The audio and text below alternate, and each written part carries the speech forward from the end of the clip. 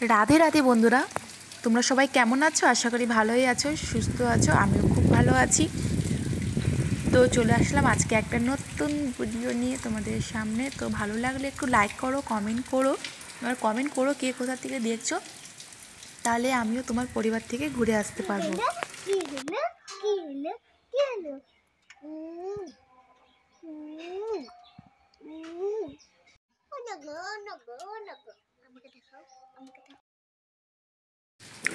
তো আমি এখন বসে পড়েছি স্নান টান করে, সকালে স্নান টান করে পুজো দিয়ে দিয়েছি। যেহেতু পূর্ণিমা লেগেছে তাই আমি ভাবছি, খুব ইচ্ছে হয়েছে যে আমি পোয়া তেল পিঠা আর কি বলে, কেউ পোয়াও বলে, সেটা বানায় আমি ঠাকুরকে দিব। তো আমি ওটা হচ্ছে, তো নিরামিষটা আমি আগে বানিয়ে নিয়েছি আর ঠাকুরকে আমার দেওয়া হয়ে গেছে, কিন্তু তোমাদের সঙ্গে শেয়ার করা হয়নি। তারপরে এটা হচ্ছে হোলির দিন, সকালবেলা আবার পুজো দিয়ে দিচ্ছি ঠাকুরকে। 5 রকমের হোলি দিয়ে দেয় আর কি, আমাদের বাবার বাড়িতে দেখেছি আমি ছোটোর থেকেই, তো সেটাই আমি করছি।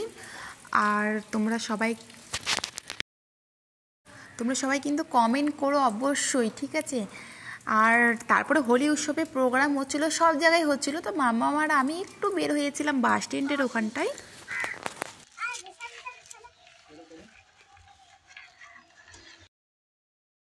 তো মামামের বাবা হচ্ছে অনেকগুলো হচ্ছে ওয়াটার বেলুনগুলো নিয়ে এসেছিলো, আবির নিয়ে এসেছিলো, রং নিয়ে এসেছিলো, আর হচ্ছে আগুন জ্বালালে সেখান থেকে হচ্ছে আবির বের হয়, সেগুলো নিয়ে আসলো। ওগুলো ছাদে আমরা জ্বালাছিলাম।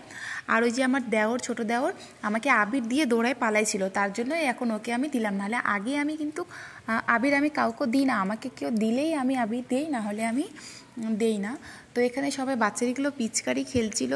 আর হোলির দিনে আমি এইটুকুই মজা করেছিলাম। আর পাশের বাড়ি কাকিমা ওরা আসছিল, আমাকে আবির দিয়ে গেছিলো, তখনই আমি একটু সবাইকে আবির টাবির দিয়ে প্রণাম করছি। তো আজকে ভিডিওটা এতটুকুই, বাকিটা কালকে শেয়ার করব।